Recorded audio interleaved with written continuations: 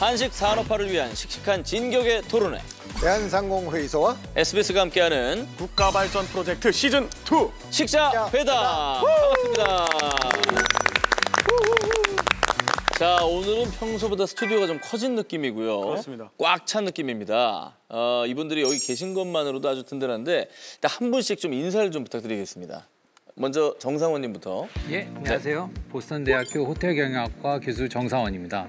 네. 안녕하세요. CJ제일제당 식품연구소 학무 정효영입니다. 네, 반갑습니다. 네, 안녕하세요. 주식회사 프레시지 대표이사 정준교입니다. 네, 안녕하세요. 벽제갈비 봉피향 운영하고 있는 한식벽제그룹의 김태현입니다. 네. 안녕하세요. 서울상공회의소 부회장이자 창업기업의 성장을 돕고 있는 스파클랩 공동대표 이한주입니다. 네. 지금 김태현 부회장님이 사실 오늘 나와주셨어요. 그래서 되게 깜짝 놀라긴 했는데 이분은 우리나라 고기 약간 역사를 이어서 쓰고 있는 그런 장본인이잖아요. 그렇죠. 그 브랜드 자체도 되게 오래됐잖아요. 얼마나 됐죠? 네, 저희는 이제 1986년에 창업해가지고요. 이제 36년 됐고요. 저는 22살에 공부를 잘 못해가지고 장사를 먼저 시작하다 보니까 저는 시작한 지 이제 한 15년 정도. 공부 못하기를 얼마나 다행입니까? 네. 그리고 정준교 대표님은 지금 현재 국내 밀키트 업계 1위를 달리고 있는데 근데 사실 우리가 밀키트라는 말을 사용한 지가 되짚어보면 진짜 얼마 안 됐어요. 코로나 때 많이 썼던 것 같아요. 그렇습니다. 네, 밀키트라는. 네. 대표님은 언제부터 이 밀키트 시장의 성공 가능성을 좀 열어두신 건가요? 네, 저는 원래 투자 쪽에 근무를 하다가 2016년에 창업을 밀키트로 했습니다. 얼마 안 됐구나. 이 메가 트렌드라는 개념을 되게 중요하게 생각했는데 온라인 쇼핑이 대세가 되면 쇼핑하는 시간이 10분으로 줄어들게 됩니다. 그럼 10분 동안 장을 봤는데 기존에 해왔던 것처럼 집에서 1시간 반에 그 원물들을 다듬으면서 요리를 하는 세상이 올까? 저는 그건 아니라고 생각을 했고 거기에 대한 솔루션이 밀키트라고 생각해서 2016년에 창업을 했는데 코로나 때 이제 이커머스가 활성화되면서 저희 밀키트 시장도 더욱 성장세를 가속화하게 됐습니다. 정우영 상무는 즉석밥의 어머니라는 이 별명이 있습니다. 근데 20년이나 연구를 가까이 하셨는데 예. 뭘 더 연구를 하실 게 아직 남아있는 거죠? 출시한 지 오래됐기 때문에 도대체 어떤 연구를 하는지 되게 궁금해하실 것 같습니다. 근데 네. 아시다시피 쌀은 이게 동작물이잖아요. 그래서 1년간 작황에 따라서 품질이 달라지고 보관하는 따라 품질이 달라지기 때문에 그 쌀 품질에 맞게 제조 조건을 최적화하는 그런 연구를 하고요. 그리고 소비자들도 시대에 따라서 자기가 좋아하는 밥 품질 속성이 이렇게 많이 달라집니다. 그거에 맞춰서 저희 제품도 계속 진화 발전하는 그런 연구를 하고 있습니다. 네. 댁에서는 밥솥에 하시죠? 아니죠, 당연히 햇반을 먹습니다. 알속까지 아니 거짓말. 그리고 저희 연구원들 실제로 결혼하는 연구원들 밥솥을 안 사고 그냥 전자레인지만 삽니다, 사실. 그래서 밥솥을 사면 찍히나요? 네. 와, 대단한 자부심이다. 그만큼의 또 품질이 된다는 거고. 네. 자, 이렇게 다양한 분야에서 손꼽히는 식자단 분들과 함께 할 텐데요. 대단한 분들을 모시고 이 오늘 진행은 조금 지난주와 다르게 진행이 된다고 하죠. 우리 이찬호 씨가 좀 소개해 주시죠. 네. 네, 앞서 저희가 국가발전 프로젝트 한식의 산업화를 위해서 총 저희가 4회에 걸쳐서 식자회담을 나누어 봤는데요. 네. 기업인분들을 모시고 또 진행을 했고 그리고 또 세계화를 위해서 외국인분들을 모시고 또 셰프님들을 모시고 심지어 MZ세대 공략자들까지 모시고 정말 다양한 분야의 전문가들과 깊은 토론을 나눠 봤는데요. 오늘은 그분들과 나눈 이야기들을 총 종합해서 오늘 모인 어벤져스 식자단 분들이 한식의 산업화를 위한 구체적인 솔루션에 대해서 특급 스피치를 해주실 예정입니다. 네. 자, 오늘의 첫 포문을 열어줄 분은 바로 정상원 교수님. 네. 정상원 교수님. 제가 준비한 키워드는 바로 2022년 한식 산업화 성공의 최대 숙제와 솔루션입니다. BTS, 오징어 게임, 기생충 등 Smooth Like Butter처럼 세계 시장에 한국 문화를 향한 관심이 화두가 되고 다시 등장하고 있습니다. 그러나 안타깝게도 십수년에 걸친 한식 산업화의 추진은 기대에 못 미치는 성과를 보이고 있는 실정입니다. 한식의 산업화, 왜 지금 집중해야 하는지, 어떤 숙제가 남아있고 어떤 전략을 통해 과거의 답습에 그치지 않고 개선할 수 있을지 지금부터 말씀드리겠습니다. 그러면 한식 산업화 왜 중요한가?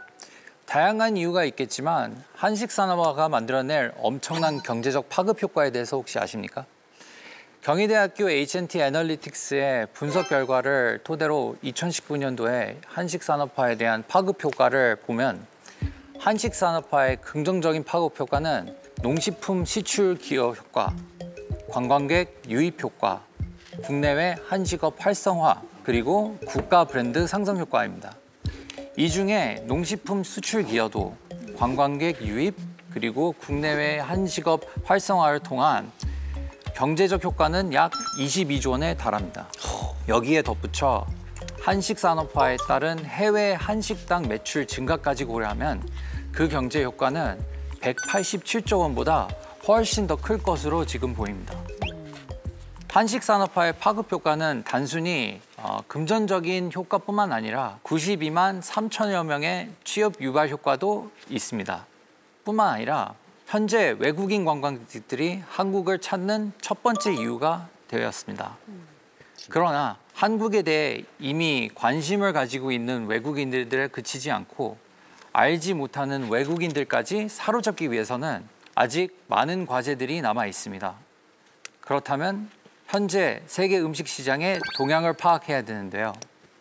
먼저 비교적 근래 산업화에 성공한 두 가지 외국 음식을 살펴볼 필요가 있습니다. 바로 일본 음식과 태국 음식입니다. 이 두 사례를 요약하자면 두 나라 모두 당시 상황에 맞는 아이덴티티 전략을 세워 산업화에 성공했습니다. 일본은 비즈니스 교류가 많았던 상황을 활용한 고급화 아이덴티티 전략을, 태국은 외국 음식에 대한 관심이 높아지는 상황을 활용한 중저가 아이덴티티 전략을 세웠죠. 한식도 해외에 진출시키기 위해서는 현대에 맞는 아이덴티티 전략을 심어주는 것이 성공의 최대 숙제입니다. 현재 세계 음식 시장은 어떨까요? 크게 두 가지로 볼 수 있습니다. 첫 번째는 사람들이 음식과 관련해 건강에 대한 더 신경을 쓰기 시작한다는 것. 두 번째는 조리 또는 반조리된 음식을 더욱 효율적으로 소비자에게 전달할 수 있는 비즈니스 모델을 만든다는 것입니다. 먼저 최근 미국에서 중산층 이상의 사람들이 건강에 대한 신경을 많이 쓴다는 결과가 있었는데요. 한 연구에 따르면 육류, 어류, 유제품을 일체 먹지 않는 비건이라는 철저하고 완전한 채식주의자 라이프 스타일을 추구하는 사람들이 미국에서 지난 15년 동안 무려 3000%의 증가를 보이며 현재는 약 970만 명에 이르고 있습니다. 또 다른 연구에 의하면 2026년도까지는 비건 시장이 31조 원에 이를 것으로 지금 예상하고 있습니다. 두 번째로 더욱 많은 소비자에게 음식을 전달하며 인프라 비용은 줄이고 기존보다 조금 더 가격을 올린 새로운 음식 비즈니스 모델들이 부상하고 있습니다. 대표적으로 고스트 키친, 풀호드, 그리고 밀키티를 예를 들 수 있습니다. 고스트 키친의 경우는 한국에 있는 배달 전문 식당과 비슷하지만 추가로 여러 식당 브랜드들이 협업해 비용 절감을 위한 공동 운영 및 앱의 공동 사용 등을 포함한 비즈니스 모델입니다. 앞서 언급한 푸드홀의 경우에는 기존의 푸드코트 컨셉을 업그레이드해 다양한 패스트 캐주얼 식당들이 큰 건물 안에 공존하며 단체로 오는 소비자들이 다양한 음식을 고를 수 있는 기회를 높이기 위해 존재합니다. 우리가 흔히 알고 있는 건 푸드코트라 그러잖아요. 푸드홀과 푸드코트의 가장 큰 차이점은 뭔가요? 나도 개념이 잘 차이가 네. 뭔지 모르겠다. 네, 굉장히 헷갈릴 수 있는 이제 부분들이 많은데 푸드코트의 경우에는 저희가 점심 시간에 급할 때 이제 낮은 가격에 빠르게 먹고 이제 자기 일을 보는 게 이제 그런 소비 형태라고 한다면은 푸드홀의 경우에는 일 끝나고 직장 동료와 또는 이제 친구들하고 이제 모여서 밤에 이제 천천히 즐기면서 저녁 식사도 하고 술도 같이 하는 공간입니다. 마지막으로 밀키트의 경우 한국과 마찬가지로 특히 코로나 이후 많은 사람들이 구매하고 있으며 현재 약 15조 원의 규모의 시장입니다. 미국의 경우에는 배달 방식 위주로 활용되고 있습니다. 이렇게 새로운 시장 분석해 봤을 때 한식은 산업화하기에 장점이 많은 음식입니다. 바로 건강한 음식이 많다는 거죠.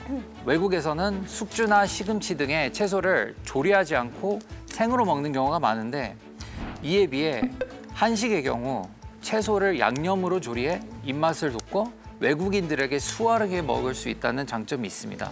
물론 나물로 먹을 수 있는 채소도 종류가 훨씬 더 다양합니다.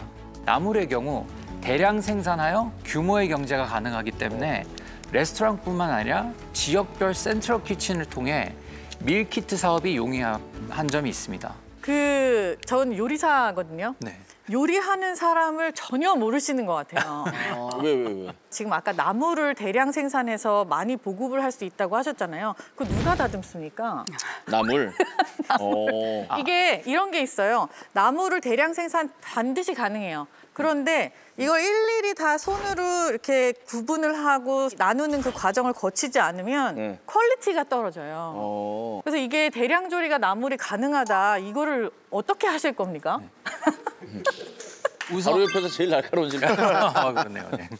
요리의 이제 복잡성이라고 해야 되나요? 그런 게 이제 꼭 나쁜 거는 아닙니다. 그게 또 최근에 건강에 대해서 신경을 쓰고 있는 사람들을 보면은 대부분 내가 요리할 수 있고 남들은 요리 못하는 그런 이제 자부심이 이제 가지는 게 좀 있어서 오히려 조금 복잡하더라도 직접 하게 만드는. 그렇죠. 그래서 직접 하게 만드는 이런 게 꼭 단점은 아닌 걸로 지금 되어 있습니다. 오히려 제가 지금 교수님의 답변을 들으니까 고급화를 위해서 뭐 두릅을 가시가 있는 것만 제거하고 주면 겉잎은 본인들이 띄어서 데칠 수 있게끔 밀키트로 개발을 한다. 이걸 오히려 자기가 참여함으로써 뭔가 이런 내 동참하게 하는 뿌듯한 뭔가를 느낄 수 있게 해준다는 거잖아요. 이거 되게 좋은 생각인 것 같아요. 그러니까 전 세계인들한테 다 한식을 요리하게 하는 건 거죠. 그렇죠.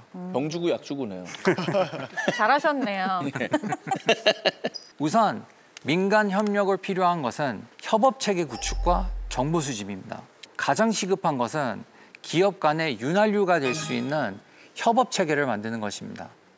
이러한 단체의 부재로 인하여 관련된 산업 간 융합, 새로운 음식 산업 비즈니스 모델 구축, 그리고 국가별 새로운 한식 메뉴 개발 등이 효율적으로 이루어 있지는 않습니다. 이에 비하여 태국의 경우에는 국가에서 딜리셔스 커뮤니티라는 협업단체를 만들어 정부, 민간 투자 기업, 음식평론가, 셰프, 학자 등 다양한 인력을 동원해 태국 음식의 산업화에 기여하도록 했습니다. 민간협력단체의 두 번째 역할은 정보 수집 및 공유입니다. 현지에서 한국 음식을 만드는데 필요한 구체적인 재료의 가격에 대한 정보, 국가별 유통망에 대한 정보, 음식 산업에 있어서 국가별 규제와 관련된 정보 등이 있습니다. 이러한 민간 협업 단체의 역할과 더불어 정부가 해줄 수 있는 거는 규제 완화입니다. 태국이 음식 산업화 추진할 때 뉴질랜드 국가와 협상하여 태국 요리사 비자라는 특별 비자를 만든 사례가 있습니다. 이처럼 국내 음식 관련 기업 해외로 진출할 때 정부는 진입 장벽을 낮출 수 있는 역할을 해줄 수 있습니다. 구체적으로 비자 문제 및 재료 수출 문제에 대한 해결 등이 포함됩니다.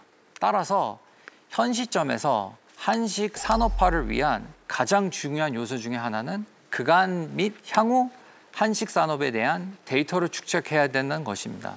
우리나라는 이러한 음식 시장의 움직임에 비춰볼 때 세계 수준의 음식과 산업을 가지고 있습니다. 이제는 관련 산업들이 힘을 모아야 할 때입니다.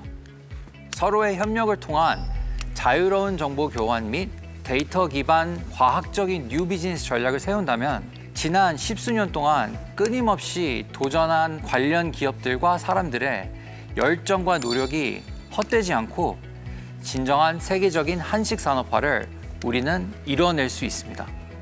이상 마치겠습니다. 네, 고생 많으셨습니다. 늘 이제 학생들을 상대로 강의하시다가 이렇게 나이 많은 학생들 앞에서 하시니까 많이 힘드셨죠. 예. 저는 이제 이 프로그램에서 제가 밀고 있는 게 나물이에요.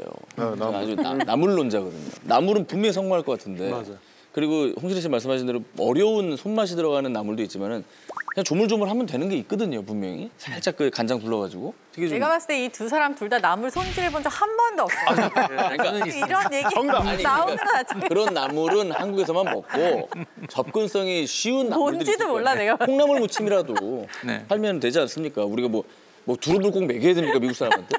나물이 정말 전 세계적으로 한국의 아이덴티티, 한식의 아이덴티티가 될 수 있겠느냐. 왜냐하면 나물을 먹으려면 탄수화물이 이제 밥하고 같이 먹어야 되는데. 아. 아니 근데 나물을 꼭 밥과 먹어야 되는 건 선입견 아니에요? 선입견이에요. 저 찬성합니다. 그래서 오늘 웬일이야 도대체. 왜냐하면 고맙다. 저 같은 경우는 이제 대한항공이나 막 이렇게 한국 비행기 그 항공사 그 네. 타고 이동을 하면 그쵸. 비빔밥이 나오잖아요. 맞아요. 저 탄수화물 섭취하는 거 별로 안 좋아해서 밥 빼고 말아 먹어요. 외국 사람이 내 옆에서 비빔밥 먹는데 밥 하나 다 먹고 위에 고명만 먹더라고. 네. 고추장 이렇게 해가지고. 진짜 맛있어요. 외국 사람이 그렇게 먹더라니까. 샐러드를 약간 그러니까 맛있는 샐러드를 먹는 거네요. 아니 너무 선입견에 사로잡혀 계셔. 한번 해봐야겠네요. 해볼만 세상에 갑자기 너무 말 한마디 했는데 너무 공격하니까. 아니, 우리 부회장님 가장 이국적으로 생기셨는데 되게 밥심이 강하신 그런 분이세요. 전통 문화 고수하시는 분 같아요. 네. 우선 시장이 커지고 있는 건 확실한 것 같아요. 그 비건이 꼭 그 건강식품뿐만이 아니라 환경에 친화적이다. 이 워낙 그 이런 축산업이나 이런 데서 나오는 그 공해가 심하다 보니까 이러한 그 대체육을 통해서 환경도 더 보호해 줘야 된다. 이게 워낙 그 요즘에 화두가 되고 있는 토픽이지 않습니까? 그래서 투자 업계에서도 굉장히 이쪽을 주목하고 있는 게 사실이고 한국에서는 대체육 회사들이 이제 꽤 나오고 있는 시점인데 이 한식의 어떤 그 비건화 아니면은 한식이 정말 비건이나 아니면 이 베지테리언 트렌드에 더 맞냐? 우리가 여기에 새로 열리는 시장에서 주도권을 갖고 갈 수 있는 뭔가가 있는가를 좀 봐야 될 것 같아요. 우리 한식에 있는 재료가 정말로 더 뭐 예를 들어서 비건에 더 적합하다든지 아니면 더 친환경적이라든지를 갖다가 객관적으로 증명할 수 있는 데이터 이런 것들도 되게 그 필요할 것 같다고 봅니다. 헬스푸드로 포지셔닝을 하자라고 생각하는 것이 한식을 어떻게 바꾸면서 사람들의 입맛 혹은 경제적 효과 그다음에 이 한식이 갖는 어떤 브랜드의 자부심 이게 건강한 음식이다. 라고 생각하는 것이 많은 사람들한테는 어필될 수 있는 아주 좋은 게 되지 않을까 이런 생각을 해봅니다. 그래서 그냥 우리의 전통 음식만 고집할 게 아니라 이걸 어떻게 더 건강하다는 걸 표시할 수 있는지도 상당히 시급한 하나의 과제라고 보입니다. 네. 자, 우리 정상훈 교수님이 제안하는 솔루션 잘 들어봤습니다. 다음 솔루션을 제안해 주실 분은 우리 정효영 상무님의 솔루션을 듣기 전에 제가 좀 한 가지 궁금한 게 있는데요. 쌀가공을 오랫동안 연구를 해오셨잖아요. 네. 우리 연구원분들은 어떻게 업무를 진행하시는지가 굉장히 좀 궁금했는데 보통 연구원들의 하루 일과는 어떻게 되나요? 일단 출근을 하면 밥을 한 판 먹습니다. 아, 정말요? 네, 그러니까 그 전날에 이제 연구원들이 테스트한 제품들이라든지 기존 제품을 개선한 제품이라든지 경쟁사 제품 이제 밥을 오전에 테스팅을 하고요. 그래서 제가 그걸 관능 검사라고 하는데 시식 평가를 하고 거기에서 개선점이 나온 거를 가지고 오후에 이제 또 추가 테스트도 하고 뭐 시장 조사도 하고 이런 식으로 진행합니다. 반찬도 없이 밥만 먹어요? 당연하죠. 아, 반찬도 없이요? 그래야지 이제 정확하게 판단을 할 수 있기 때문에 반찬 없이 그냥 맨밥만 먹습니다. 와. 그럼 제가 거기 가면 되겠네요. 그래. 네네. 저 뒤끝이 있으시네. 거기에 나물 올려 드시면 돼요. 자, 오늘 정효영 상무님은 한식의 산업화에 대한 어떤 솔루션을 내주실지 궁금한데요. 네, 제가 준비한 내용은 전통 한식의 산업화, 밥은 푸드테크다입니다. 그 밥 하나에 들어간 기술이 몇 개나 되는지 아세요? 맞추면 뭐 주나요? 즉석밥? 혹시 즉석밥 보내주시나요? 햇반 한 상자 나 보내드리겠습니다. 10개. 네.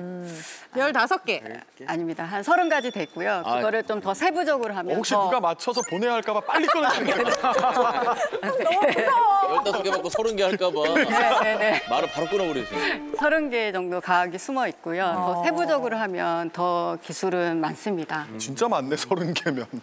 저희 회사에서 만든 즉석밥이 처음 출시됐을 때 주위 반응은 전자레인지 2분 만에 밥이 될까? 밥이 맛있을까? 혹은 혹시 방부제 보존되는 거 아니냐? 뭐 이런 오해와 의구심이 많았었습니다. 맞아요. 전자레인지 2분만으로 보존제나 방부제를 넣지 않아도 상온에서 오랫동안 보관할 수 있게 하는 거 그것이 바로 푸드테크입니다. 푸드테크에 대해서 좀 더 이론적인 설명을 드리자면 냉동, 냉장, 상온 조건에서 각각 품질 변화를 최소화하여 보관할 수 있는 가공 패키징 기술, 가정에서 직접 만들거나 레스토랑의 셰프가 만든 품질을 구현할 수 있는 기술, 네. 원료가 바뀌더라도 균일한 품질을 유지하는 기술, 조리 시간을 단축시키는 기술 이런 것들을 설명할 수 있는데요.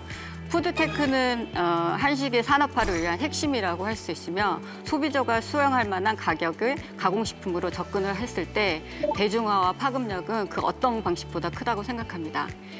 현재 해외와 국내에 유통되는 수많은 가공식품에는 모두 푸드테크가 숨어 있습니다만 저는 제가 20년간 연구해온 밥을 가지고 푸드테크를 설명드릴까 합니다. 즉석밥 속에 숨어있는 과학은 크게 보면 세 가지로 나눌 수 있는데요. 첫 번째, 무균화 제조 기술입니다. 즉석밥을 상온에 두어도 오래 변질이 되지 않고 맛있게 먹을 수 있는 이유는 쌀 표면에 있는 미생물을 고온 스팀으로 살균해서 제품 변질을 일으키는 미생물을 모두 제거한 다음에 반도체 공정 수준의 청결도가 유지되는 무균실에서 포장을 하기 때문입니다.